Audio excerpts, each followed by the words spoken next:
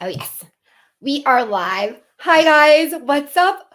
We are live for our fantasy football special, and I am here with Ryan. Ryan, what's What's happening, Yvette? up? How are Not you? much.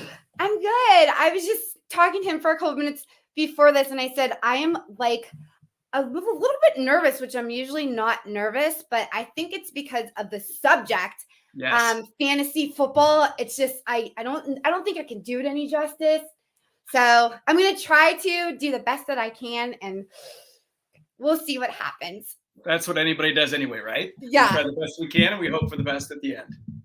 Oh, exactly. So Ryan, I met you from Twitter as a fan of fantasy football. We also know you as a huge family guy with your kids and your wife and your funny jokes, and you are a teacher, Yep.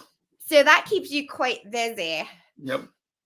I I seen on your profile, which I must admit I was a little bit hesitant because I know that you're in Pittsburgh, but we already talked about this. It's your wife, I was right? gonna put the Pirates jersey on. Okay. I was like, they're doing pretty well. I knew Yeah. you probably wouldn't appreciate the Pittsburgh shirt, but it's here in spirit. Well, yeah. And hey, listen, I was still gonna have you on either way, you know.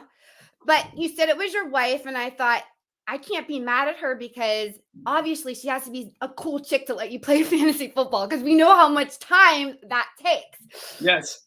Yep. Yeah. So Yep. she doesn't play at all? She tried it once. Yeah. She jumped into a league. She actually beat me. Mm. And then she was just kind of like disinterested with it after that. And she was off to different things that she was doing and more interested in. And I just kept going. But yeah, she's dabbled in it a little bit, but that was it. That she just lets you do your thing. You're the She fantasy does. football. Yeah. My daughter's the one that gets into it a little bit more. She's the one who's Oh always asking yes. questions. Yeah. Heck yeah. I can't wait to get my daughter into it. She's going to, she has no choice. She has to be. She has to be. So House another rules. thing I talked about a little bit is that you are a teacher. I am. And because I like to pretty much center my podcast on some kind of theme, I figured today let's go to class. What do you think? All right. Definitely. But you're off today. I get to be the teacher. You don't have to work today. So I'm the student. Deal. You're the student. So welcome to the Bougie School of Fantasy Sports. I don't know if you can see behind me. I made this today, which is a sort of an old school draft board. Don't worry, people. We're not going to do mock drafts, even though I know it's May the 4th and a perfect day to do mock drafts because what do nerds do on May the 4th besides watch Star Wars? I'm not a Star Wars fan, by the way. Are you? I am. You're not? You are? No, not Harry Potter. But not Star Wars. Nah. I had a conversation with my students about this today, and I was surprised to find out how many of them have never seen a single Star Wars. None of them. I have never seen any of the older ones. Oh, I've seen when the new ones came out. I think I went to one movie once, but I just can't get into it. I don't know. The new ones are way more like kind of in your face, and if you go watch those and then go back to the ones, you'll probably be maybe a little bit bored a little bit there with the graphics and stuff. Hey, but listen, May the 4thers, I ain't hating because I made a freaking old school fantasy football sport today. So I don't think I'm really that much less nerdier than you Star Wars people. But anyhow, so let's start. Are you ready? I'm ready. Okay, so I figured let's start off with history, right? Oh, wait. Oh my gosh, I see some comments. Never saw one. That's the first time I actually looked at a comment. Not because I don't want to, it's because I can't do two different things at one time and I can't see that far. I told you I'm blind. But yeah, okay, awesome. Anyways, see, that'll be distracting to me too. Squirrel. You'll be fine. You'll be good. Yeah. All right, let's go back to our history lesson. Fantasy football. What is fantasy football? Well, fantasy football is fake football where we draft and manage our own teams of real players of the NFL to go against each other and compete for points, right? Perfect. Pretty much. Okay. Fantasy football, I've seen today, started in the 1960s, but didn't really take off to the 1990s when the internet hit, which obviously makes sense.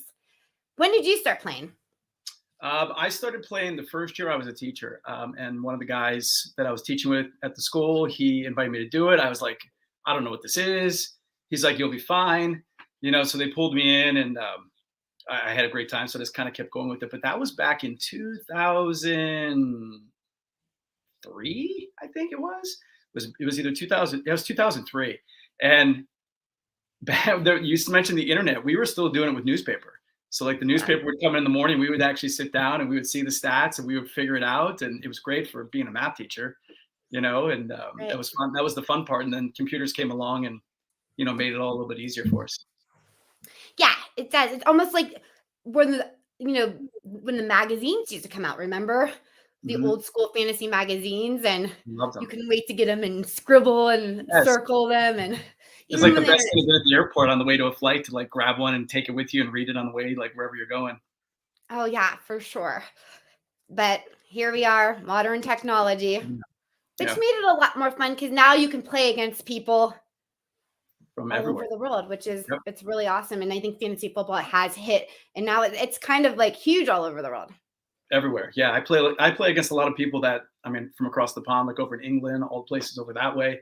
And Mhm. it's cool like that. But then you also have to you get into situations where, what's your time zone? Like if I'm talking to this guy about a trade and all of a sudden he's sleeping, I forget he's sleeping because he's over in England, Yeah. and that kind of stuff. Like it's cool that way, but it connects you with a lot of different people.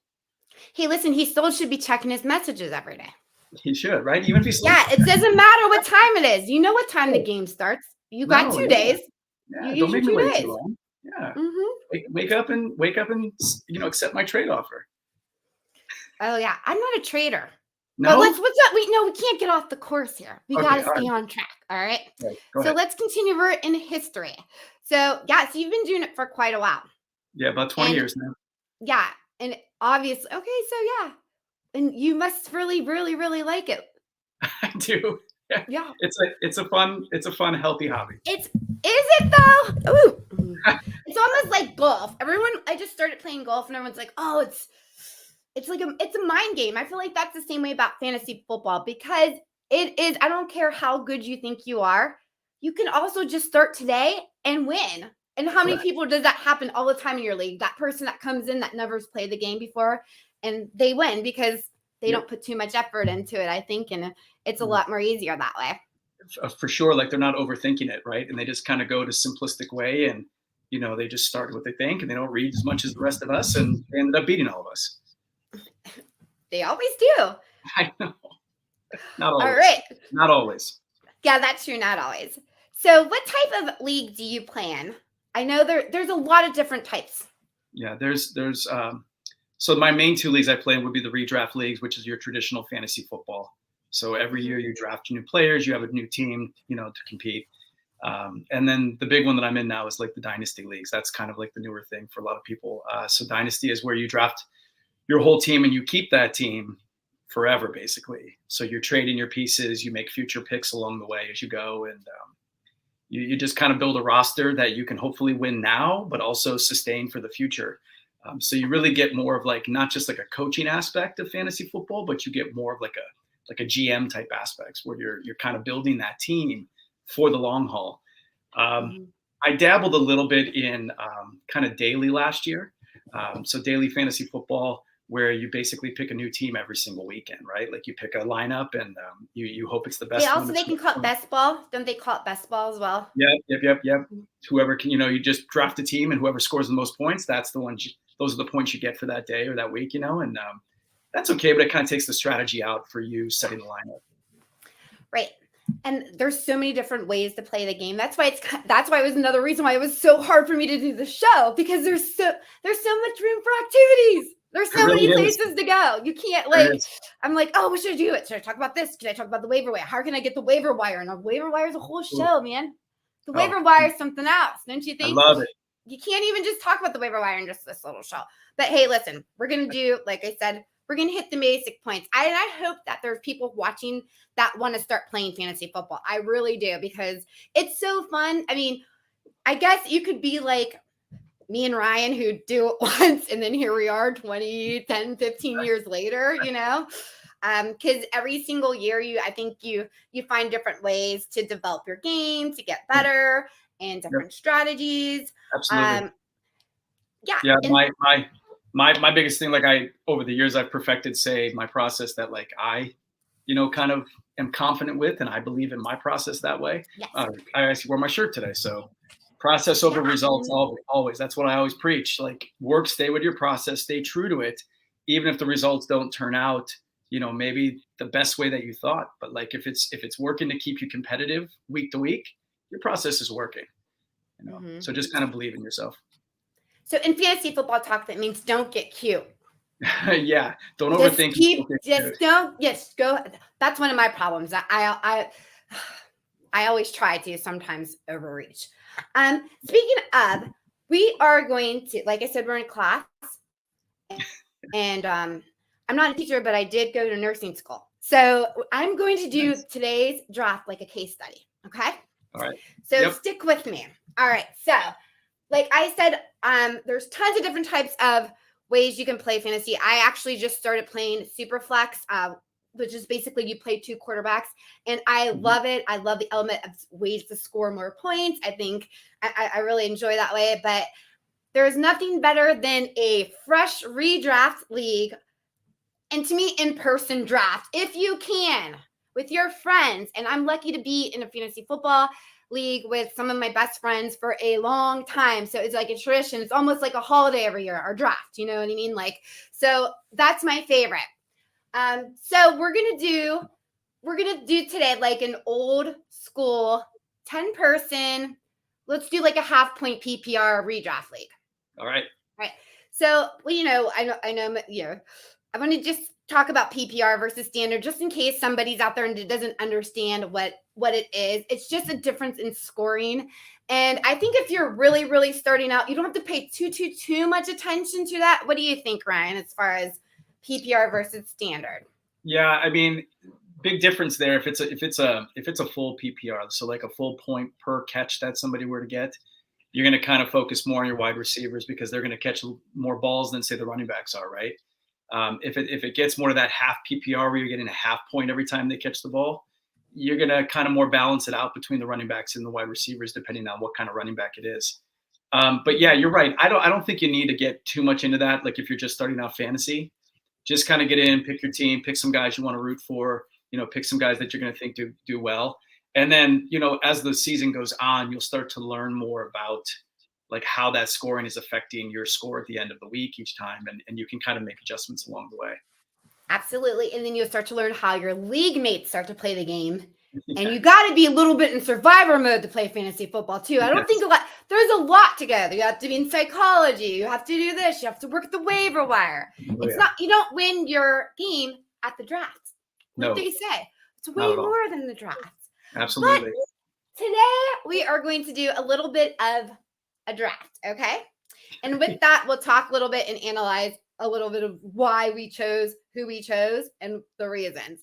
So for the number 1 pick, I have my little fantasy flashes here, and I don't know if anybody could even see this. Look, I even got a pointer. Sorry, people. I know this is bad. Look. Do they still do this in school?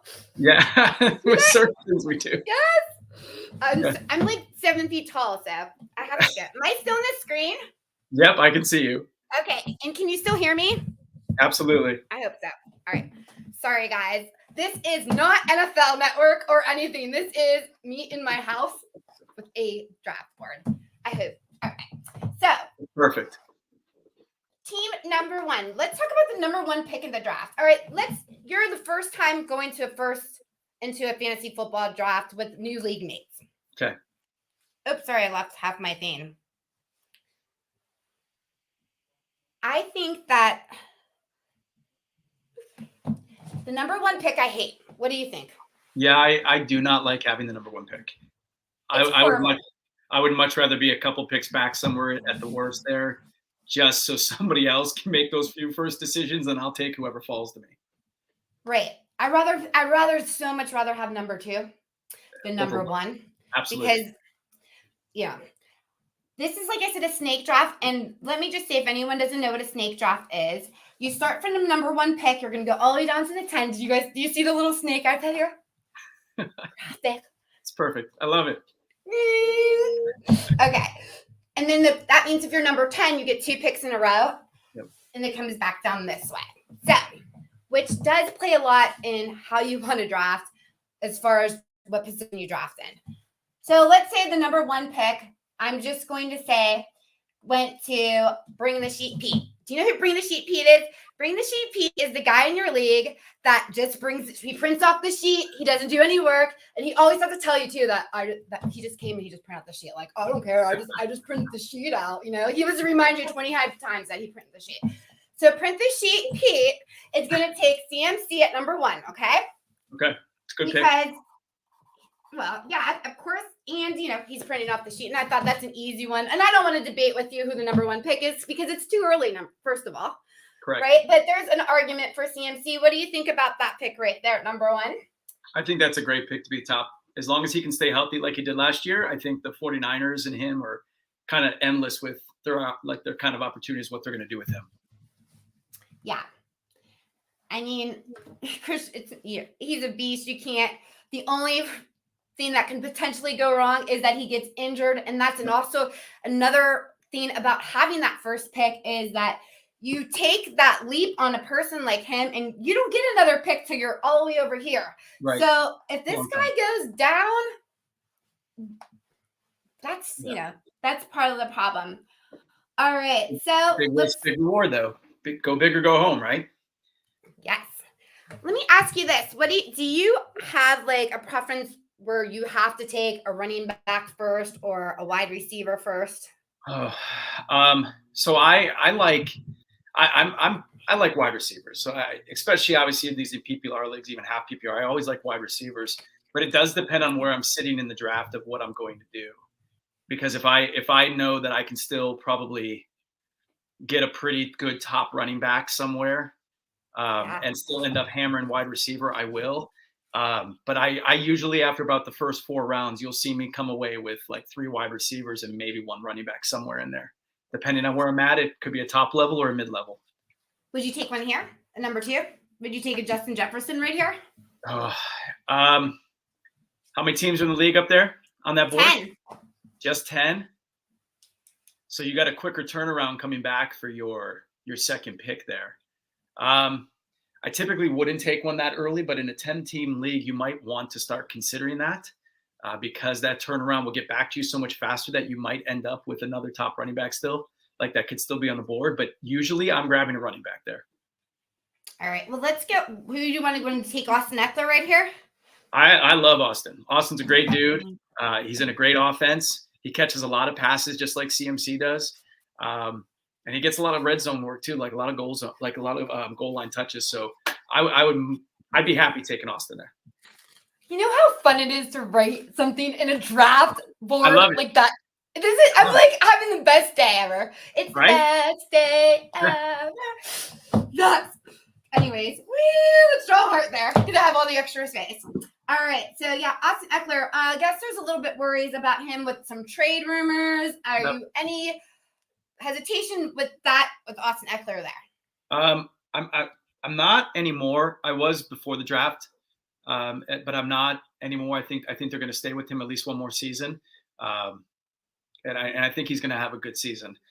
He's been consistent, one of the most consistent fantasy producers over the last few seasons, and I think we're going to see no different this year from him. I think you're right. Yeah. I don't really think who else is there? Josh Kelly. I don't know. Nah, there's Josh. I mean, Josh took a lot of work away from him last year from Austin, way more than we probably would have expected. And the team obviously believes a little bit in Josh, which is great. But if they're going to stick with Austin this year, he's the one you got to roll with. Yeah, and especially I think we said this is going to be a half-point PPR. He is a PPR beast. So we'll go ahead and keep Austin Eckler at number 2. Do you want to continue with another running back there? I mean, there's still a lot of people there. We still have Jonathan Thomas. What about Bijan Robinson? I see a lot of people are picking Bijan Robinson here, number 3. I mean, he's going to be a tough one because, rookie coming to the league, you're not exactly sure what you're going to get, but you know the talent's there with that kid, right? So, and you know the Falcons love to run the football just about as much as the Seahawks love to run the football. So he's going to get a whole bunch of work. But I still don't think I would take him over somebody like Jonathan Taylor. I think I'm still taking Jonathan Taylor behind that offensive line, potentially with a outstanding rookie quarterback if he starts sooner than later. But that offense is ready to go. And Jonathan Taylor had a down year last year, and some talent like that does not have back-to-back down years. Jonathan Taylor is going to have a huge year. He is going to bounce back fine, and he is going to, I think, blow up like this whole season. So if you're not taking Jonathan Taylor high, you're going to miss out, letting him pass by you. And there is not that many high-end running backs. No. So we'll go ahead and take Jonathan Taylor. See how he does there with the new Richardson. But Anthony, he likes to run the ball too. Do you think that's going to impact any of Jonathan Taylor's? I do. I don't think it'll be too much here in the beginning. You hope that he's going to be like Lamar as he keeps going. If he can produce at that kind of level. But I still think Indy likes to run the ball, and their offense might look a little bit differently. But I still think Jonathan Taylor is, one of the elite talents that you can grab early in a draft. All right. Let's go ahead and just to change it up here and switch it up. Let's go ahead and take a Justin Jefferson or Jamar Chase. I don't know who's at your number one for you in the wide receivers. I don't think you can really go wrong with either one of those two. Obviously, JJ has been, kind of the best wide receiver here the last 2 seasons. Jamar Chase is right there after him. So it's kind of like, pick which one you want to root for kind of thing, I think. Who do you believe in more? Who do you, do you want to watch the Vikings more? Do you watch the Bengals more? I think it should be JJ. It should be Jefferson. I think the 4th spot is probably the ideal time to grab him right now after those 3 running backs go off the board. Okay. We'll go ahead and put him. Yep. Jefferson. Now, there's always that person in your league. I'm just going to put him here that will reach for a quarterback. Oh, yeah. I call it a reach. Now, not everybody would say it's a reach. Do you think it's a reach? What do you think about drafting a quarterback in the 1st round? Now, remember, this is a 10-person redraft league. Yeah, and you got to think, if you're in a 10-person redraft league, if you're in a 10-person league, like there's 32 starting quarterbacks, right?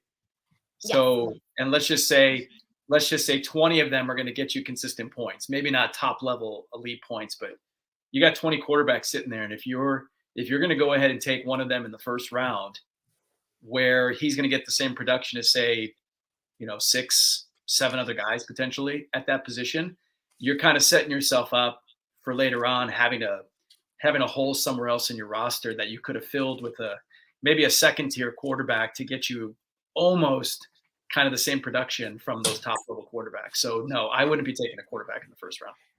And I'm just going through the people that are left, and there is so many. There's so many people left out there. There are. There's so much time. I think that unless you're in a super flex league, but we're not in a super flex league, where you would take a quarterback, or you would take a Pat or a Josh Allen over there. Yep. All right, so just looking at this, who do you think's coming up here at number 6 for you? Are we at 6 or 5? Which one are we at? 6, because we have CNC, Eckler, Jonathan Taylor, Justin Jefferson, and then I put in just as a flyer, Pat Mahomes. Oh, you put just to talk about the I did not know you actually wrote him in there. Okay, all right. So Mahomes, yes, Mahomes is a good pick. You're not going to go wrong with Patrick Mahomes. Yeah. Right? He's going to put up tons of points all the time. So if you're going to reach for one, he's probably the right one to go with. Yeah. All right. So you want to go number 6 now? That's where we're at. Mm-hmm. I think this is the area now where you have to consider. Okay, all these next running backs are kind of maybe the same a little bit here, where I'm going to get the same production. So, do I want to reach for them now, or do I want to grab that elite wide receiver in Jamar Chase and then just get that running back on the way back? Yes, because now you're starting to hit the turn here. So you're these are when you get the 2 quicker picks in a row. Right. This is my favorite spot right here. This is my Mine sweet too. spot over here. Yes. Yes. Sign me up for those any day of the Yes. week. Yes. So let's go ahead and put in Jamar Chase. All right. He was one of those players for me that I luckily got to pick up in his rookie year. Which you'll get that every once in a while. You're going to get a good person down here in the 12th and the 13th round that's going to be in your starting lineup every week. Yeah, that nobody's expecting. Yes, especially as people start getting hurt throughout the season. So Jamar Chase, you know who else I had back in the day that I never forget? That was one of my I think my first golden ticket. AJ Green, his rookie year, the Bengals. I was just AJ's that's a good player. And I think I got him really, really late. See, really late, down here, late, which funny. is awesome. That's funny, Yvette. So you remember you had a Bengals wide receiver your first year. So when I'm starting, I had Chad Johnson. Yeah, Chad Johnson was my guy. To kind of get me hooked a little bit. Bengals. What are we doing? Those are fun guys to root for too, because we'll talk about that later, about the dynamics of your team. All right, so Jamar Chase, Pat Mahomes. Because I have something here that I want to test out. Let's go ahead. We got to throw in, who do we have left up here? We have Josh Jacobs still. What do you think about Josh Jacobs? Josh Jacobs was number 1 last year, wasn't he? Yeah, Josh. I mean, he's always been consistent enough to kind of be your second running back or your third running back. But last year, I mean, he was kind of in what we call the running back dead zone, where everybody's picking all these elite talent, and then who do I want to be this next running back? Just to fill a hole. And a lot of people grab Josh Jacobs because he's going to get some work and he's pretty consistent, but he's not top level. And then he blows the wheels off the whole season, and he's the best running back throughout almost the entire season. I've had him, thankfully, in a couple leagues, and I just nailed those leagues just because of him. I got lucky, because I had him. But are the Raiders going to feed him again this year? Are they going to consistently feed him to get that production? This is where you get in that area where you're going to take a risk here. Is it going to happen again, or was that kind of a fluke? We don't know yet. But I don't know. What do you think? Do you want to take him? Do you want to look at somebody else? Well, you know what I was thinking the whole time, and I kind of muted you, blocked you out for a second because I felt horrible, and I have to do this right now. How can I not put down Nick Chubb? And I talked about Josh Jacobs before Nick Chubb. I am so sorry, Nicholas. I mean, when you talk about just pure feed the beast, pure rushers in the NFL, he has to be up there in discussion of just the best running back. We're not talking receiving backs and all those kinds of things like CMC, but just hand him the football and let him go. The pure rusher like that. He is so good. Without Kareem Hunt too, there's might be potential for some more targets. I mean, so Nick Chubb for sure. And then you know what? This will work out perfect for me because yes, I'm gonna give this to you. I'm gonna put Josh Jacobs here at number 8 because there's definitely argument to be there. And this is gonna be my pick because I have something I want to try out here. So I'm gonna take Pollard here, okay? And I'm gonna give you both these picks, the 10 and the turn. All right. Because I want to see if the person I have on this card, who I want to take here, really bad, survives. All right. You want to see if he makes it back to you? Yeah, because I want to see if it was risk or reward. I think he will make it back to me. I think he will, but I don't think he would ever make it back to me again. So go back to me. So number 6, we had who? We had 6, we had Jamar Chase. Yep. Then I took Chubb we took Chubb at 7. Okay.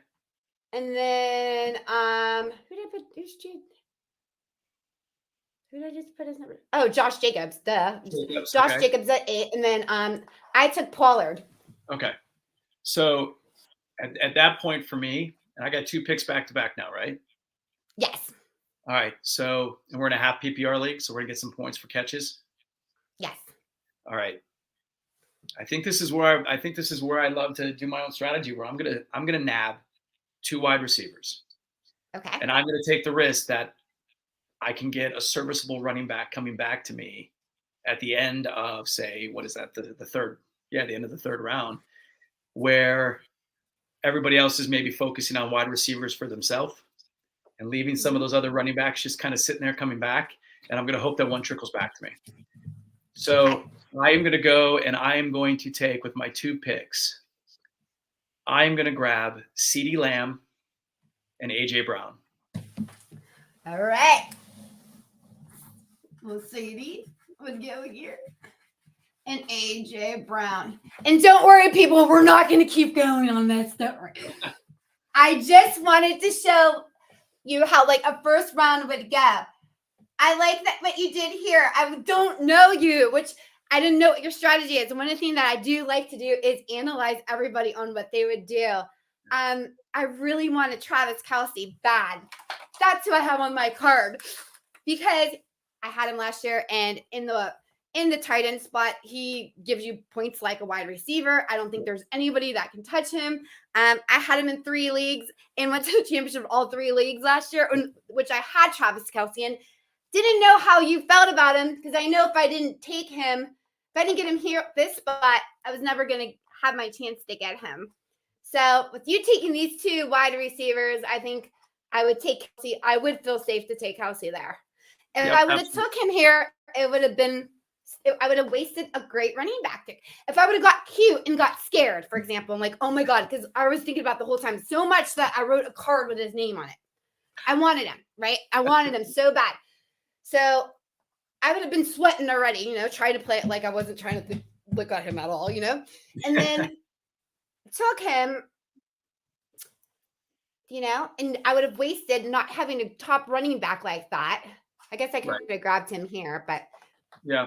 That's fantasy football. You can overanalyze everything. Absolutely, and I mean, Kelce is. He's unreal. Like, and if you can slide that into your tight end spot and get that kind of production year after year, you're going to win a lot of weeks just on that alone. I tend to shy away a little bit from the tight end position as I'm drafting in a redraft league, and I try to get one that falls a little bit that I think is still going to get pretty good production. And I'll hammer wide receivers and running backs until I think about taking a tight end typically. Yeah. Speaking of setting up your lineup on a redraft league, you get 5 or 6 bench slots usually. Yeah. Every league's different, right? Yeah. My home league, we have 7 bench spots, 9 starting spots, 7 bench spots. Okay. Well, let's just talk about say we're doing a regular redraft league. How many of those bench spots do you waste on backing up a defense?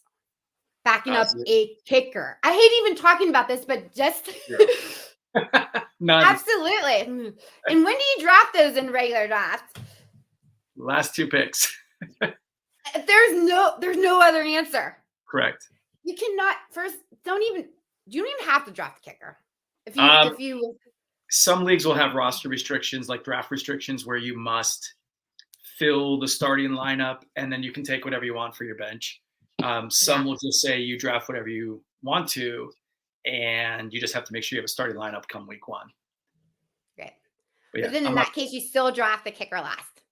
I would always. Sometimes the defense last, sometimes the kicker last, depending on what I'm feeling there at the moment, But yeah, no, not till the end.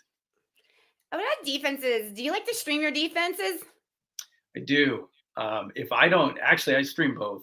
So if I don't have, say, a top 3 kicker or a top 3 defense for the season, I'm streaming almost every single week. Yeah. So I'll drop them. Unless you have a certain amount of number of waiver wire acquisitions that you're allowed for your league to make. Yeah, some leagues will do that. Yep. Yeah. Or they make you pay for them and stuff like that. Oh yeah. Yeah, a lot of money. I'm a big fan of streaming defenses. Big fan of streaming defenses. Yeah. I hate how it's so hard to hit it on a defense. So hard. Yeah. I don't know. It's really hard to pick. So I'd rather do a little bit of research each week and see who's got a better matchup and try to hit a home run that way, and make up some points wherever I might lose it somewhere else, and just because I streamed a different defense that week. What about trading? I said earlier I don't really like to trade, which I don't think it's a Love great it. thing. I'm sure there's ways to trade, but for me, I just like get so emotionally attached. I get emotionally attached to everything. I get emotionally attached to my team that I can't let them go. Like those are my babies, and then I I get hear like, you. oh God, if they hit on someone else, and I don't Yeah, know. there's always like I feel like leagues are like always like half people, kind of like how you're feeling, and half like me where I'm like, let's go. Like if we got to Mhm. trade, that I like if I know that I can do this, and like it's not something that I really need because I have a surplus maybe of wide receivers or running backs, but I can gain somewhere else by getting rid of one of those guys. Like sign me up, but you're not going to catch me doing it until at least week 4. Like I always give about a 4-week rule where, hey, I want the dust to settle. I want to see them get going, shake the rust off, and I want to make sure that like I'm not making a too rash of a decision, getting rid of somebody too early after the draft. Right. Some of those people you have to leave on the bench and let them just sit there for a while until they get Yeah, hot. yeah, And let if them you don't grab marinate. them, through it. Yeah, yeah. I always try to pick one of those up too in my on my bench spot. Just one of those just in casers. Yeah, like I got What this about one guy. handcuffing? Oh, nah, I'm not real big on it. If when I get close to the playoffs, maybe I'll do something like that. But like throughout the season, I would rather take another running back or another receiver or somebody somewhere else to fill up my bench. Because if I've got your handcuff and your guy goes down, now I've got a number one running back on my team instead of keeping a bench spot for the backup of mine. But I could also trade him to you and get something else that I need. Yeah. So I'm not a big handcuff guy. I don't I don't like go into my draft thinking I have to get that person to handcuff Right. my, let's say, my starting running back. But if he does fall to me, I will just try to pick that person up just in Yep. case. Yep. It's horrible. Like when you do have that, when somebody else in your league has the the backup and then they get better and you're like, Yep. Yep. That's what or you know what happens. really gets me the most, because I'm an overanalyzer. That's my biggest thing is I I love talking about fantasy football, but do not ask me who do you think I should play, because I don't know. You make that decision on yourself, because tomorrow you're not coming at me. I think when you do watch things and you listen to people, you have to take everything with a grain of salt. They're just giving you the statistics and telling you what your best case scenarios. You need to go with your own gut, Yep. because and that's the worst. You leave that person on the bench that has a day, and then the whole week you're in a bad mood, or is that Yep. just me? Yep. Yep. That's what I Yeah, shirt, process over results. Like trust your yeah, process. Now, and there's one winner each year, right? There's only one champ at the end. But as long right. as you're trusting your process and you feel like you're competitive along the way and you're having fun, continue to trust that process and you'll see results. Yes. I think one of the best things about fantasy football is that once you start playing the game, like I was always a big fan, and I only really cared about the Browns, and I wanted to play it because it just seemed fun to me. I don't know. I guess, and when I did start playing it, then you just start becoming fans of all football, and you can watch any game, and that's the best part. Yes. Agreed. Yeah, I can't believe I know so much about every single team now and all the players on every single team, right? Like it's because of fantasy football. Um, Yeah. so yeah, so it's nice to spread that out and enjoy not just say one team, but all the teams. You can kind of root for different players and things like that you like. Are you a fan of drafting? Do you have a favorite NFL team? I Did you did. say? I did. It's not, you didn't say it's Steelers because you said you like the Pirates, but I thought you said you didn't No, like the Steelers. no, I was born in Cleveland. You bet. I was Oh, born in you like the Cleveland. Browns? I was a Browns Oh fan. my god!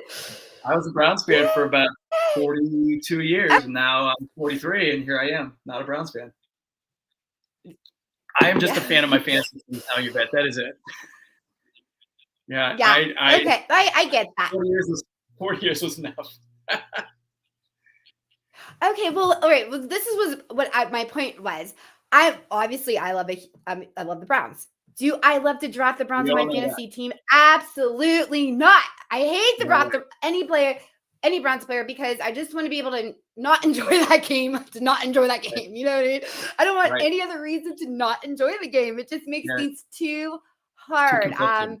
Too conflicting. Yeah, it's too conflicting. Let me ask you, how do you feel about like players that broke your heart the year before and drafting them again? Are you like, Joe Mixon for me? Okay, Joe Mixon burned me so many times that if he came like now back, I'm like, I can't. I just can't with you. Do you feel like that, or do you hold it on like a grudge from the players from the year, from year to year? I do for some of them. Depends on how bad it was, I guess, the year before, and how much I might believe that they still could be productive the next season and that kind of stuff. But yeah, no, I think we all have a tendency to kind of hold that little grudge because maybe we kept going with them, and then we couldn't get anything. And I'll be the first to admit, like Cooper Kupp burned me so many times. I was like, I'm over Cooper Kupp. Like I cannot do Cooper Kupp. And then I can't even look at your face. Yeah, and now Cooper Kupp is like awesome, right? Hopefully he comes back and he's awesome again. But yeah, there was a time where I was like, I don't think he's going to be as awesome as he was, but we shall see. Yeah, fingers crossed. Yeah. Alrighty. Somebody's trying to write, Jacobs is going to be, yes. So OJ. What? That's my buddy OJ right there. Hi OJ. Hey OJ. Yeah, he is all yours, OJ. First round. Go ahead and take him. Yeah. Do you have any sleeper picks, or do you really get into that?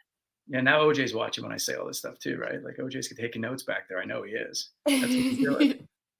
Sleeper picks. Yeah, I mean, I've got a ton. I've got all these guys in the back of my mind that I would love to get on my teams. I don't know. Do you have like a specific position in mind that you want me to kind of throw one out there that I think is going to have a pretty good year or something? No, I just like when it comes to sleeper picks, like I think it's funny because sometimes you'll see like analysts talk about a sleeper pick and it's not really that much of a sleeper pick. You know what I mean? So when you say sleeper pick, I guess someone that you didn't think is going to do that great. That's your friend. Your friend OJ's back. I know he is. I can't see it. OJ was hoping you would be like, yeah, what's your sleeper wide receiver pick? And then he would hear me say like all the guys that I want to pick, you know. All right, fine. What's your sleeper wide receiver pick? I've lived in Pittsburgh now for about 11 years. I've obviously not a Steelers fan. I respect them and all. I respect the hell out of those guys. But I can't root for them just because premise that I grew up as a Browns fan. So, but what I've watched them do over the years with their wide receivers, there is a wide receiver on their team right now that could go completely ballistic this year if he gets some consistent quarterback play from Kenny Pickett. So I would say George Pickens is somebody who I believe is going to have a major breakout second year for a wide receiver. Well, he's in his sophomore year. So usually in their sophomore year, they would do better. I agree with that. But you said before, I do not agree with Chase Claypool. What's backing up to how good Pittsburgh wide receivers are?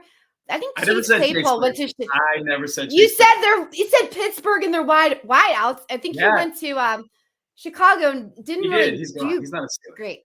No, I'm talking like when you look over the years of what they've. Are you talking about TikTok boy? Well, he was great. So he had a year.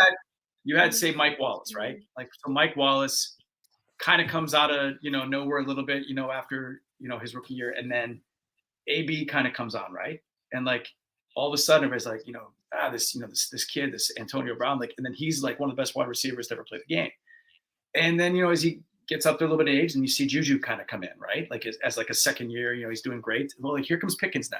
Deontay's been the man here for a couple seasons with the Steelers, and like here comes Pickens creeping in, and I just have that gut feeling that Pickens is going to kick that door down just like all those guys before him did. He has the skills, he has the size, he's got all the athleticism. Like he's going to have a great year.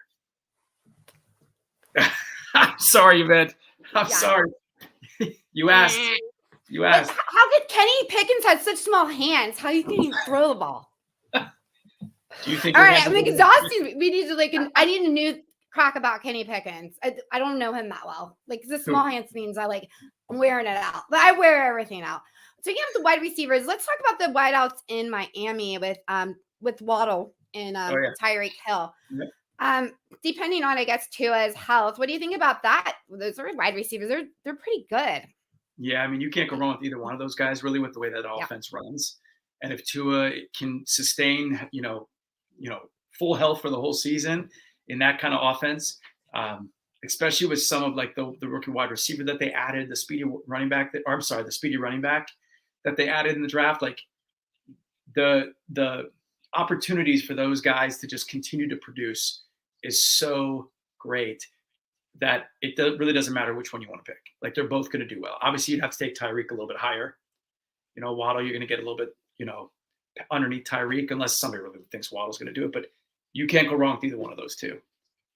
And those are two guys, like a lot of the guys that we mentioned didn't even go right here in the first round. That just show you how much more depth there is, because those guys can totally be number one wide receivers. I think they said the percentage of wide receivers to be in the top 10 twice in 2 years in a row is like 3 out of 10. So wow. Most of the people that were that good aren't going to make it back in there. So yeah, and there's always a wide receiver that like we take in the second round that turns out to be like, one of the top receivers of the entire season. So somebody always pass on those guys, and they're right there like the back end of round 2, and like they just go off. Always. Yeah. And you know who gets that guy? Not like I told you guys about the Pete that brings the sheet.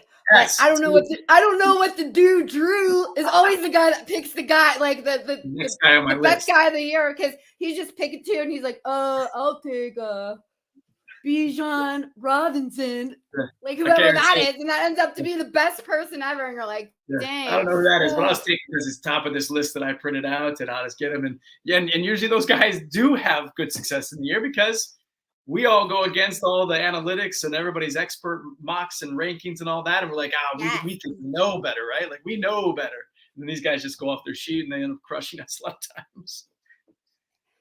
You'll drive yourself crazy if you listen to all the analytics all the time and try to come up with something, because you can listen to one person, then you can listen to somebody else, and they just will have like 2 different opinions. You got to do you always have to stick to who you want to play that week.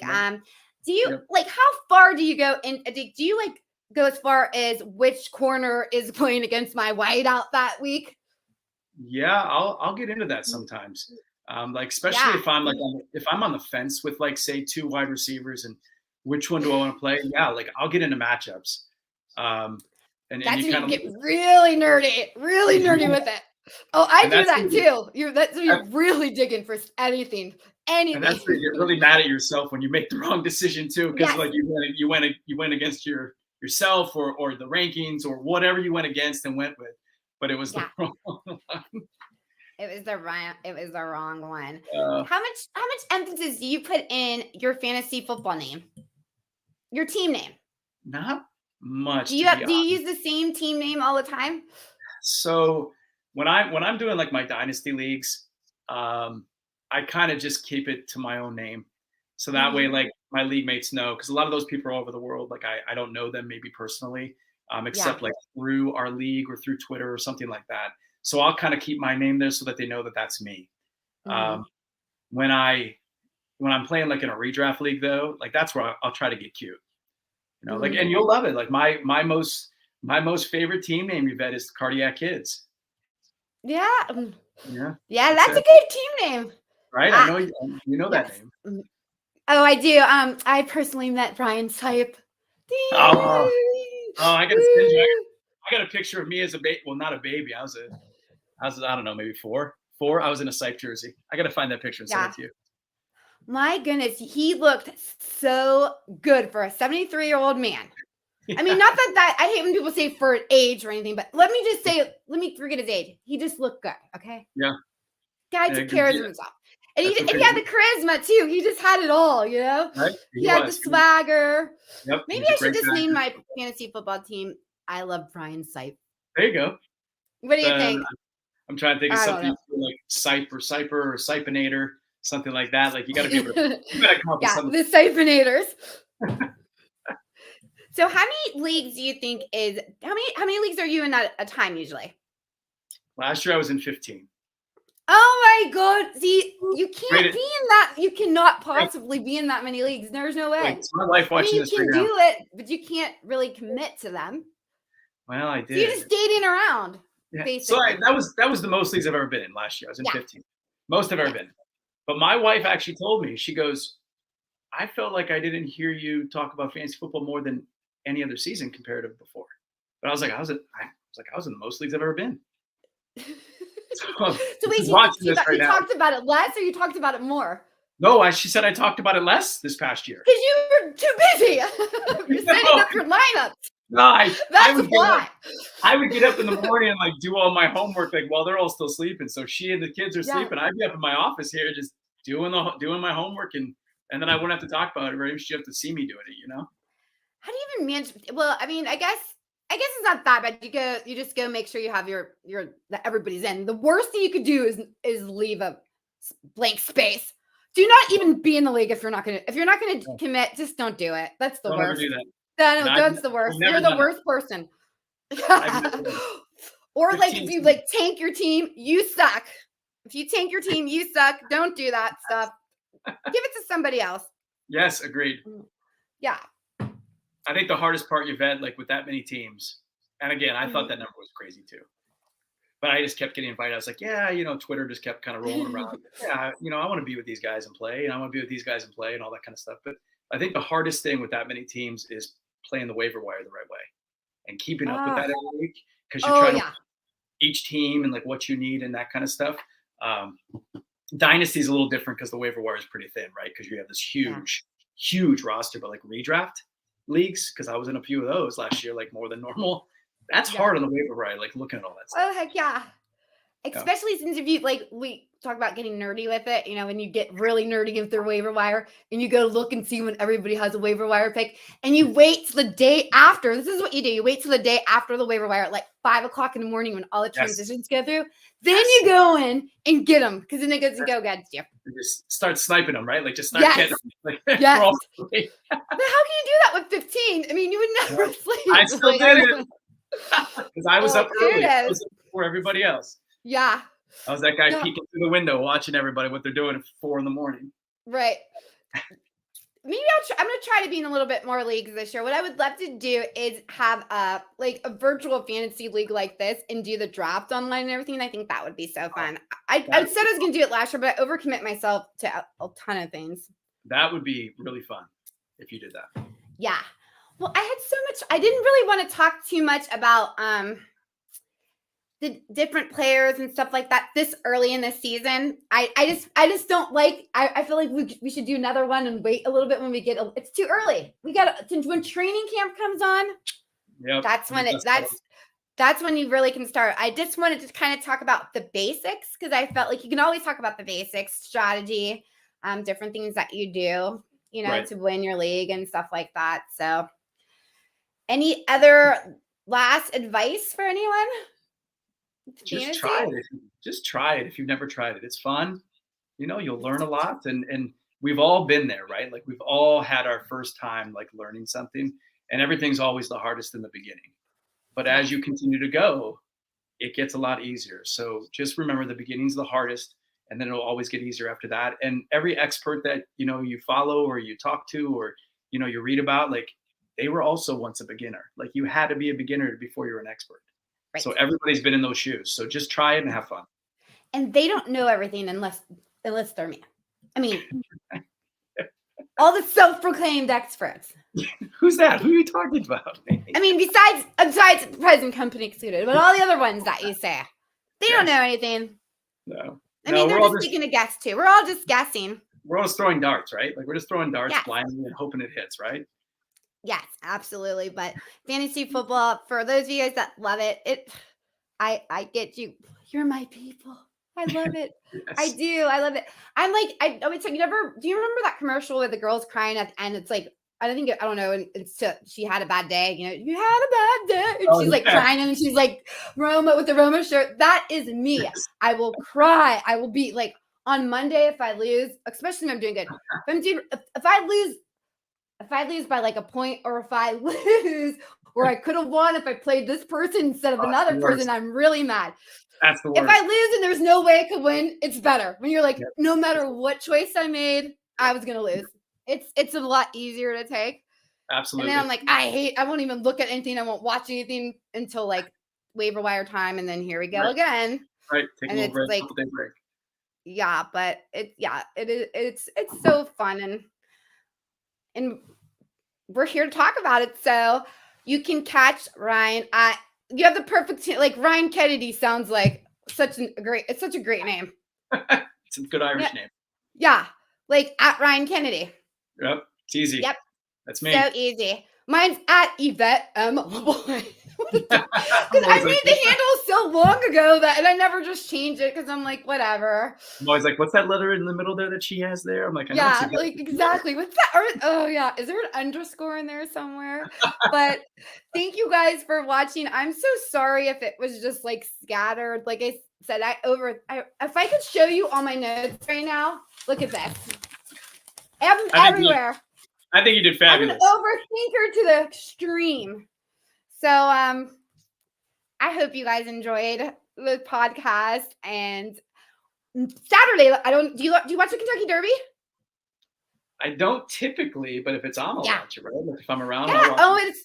it's so fun to watch. Like it's I started watching it a couple years ago, and it's just like a fun. It's just it really is the most exciting 2 minutes in sports. Right? Well, Yeah. this Saturday I'm going to a Kentucky Derby party at my friend's house Really. in Cleveland, and it's going to be like awesome. I am going to be broadcasting live, and I can't wait for you guys to watch that. We're going to show off the hats, You say everything, you get a big and hat? it's a You get a big beautiful. hat You for should it? see the house. Yes, I'll give you guys a clue. I got my pink nails done today a little Oh, bit. it's a big So hat. There we I go. got the hat gone. My daughter's actually she's making a part for it too. So Nice. it's fun. So I'm excited to. I love fashion and I love sports. I mean, it goes It's a hand in perfect mix. hand. So this Perfect Saturday, mix. please watch it. I think it's gonna be. I think and wait till you see my friend's house. It's awesome. It's bougie, and they're the There's best. that word. I love them too. Yes, they're the best. Well, thank you, Ryan. Thank you, You're guys. welcome. And Thank you for please having me follow on. me at BougieSports.com. Find Ryan. Oh, thank you. Yeah, I had a I'll great take time a closer today. look at you. Great. That I'm was fun. happy you did it. Great. Bye, All guys. right. You have a good All time at your right. party. See ya. Thank you. See ya. I don't know how to end it. I never do. I Hold was on. looking for a button for myself to do it. I was like, where am I supposed to go?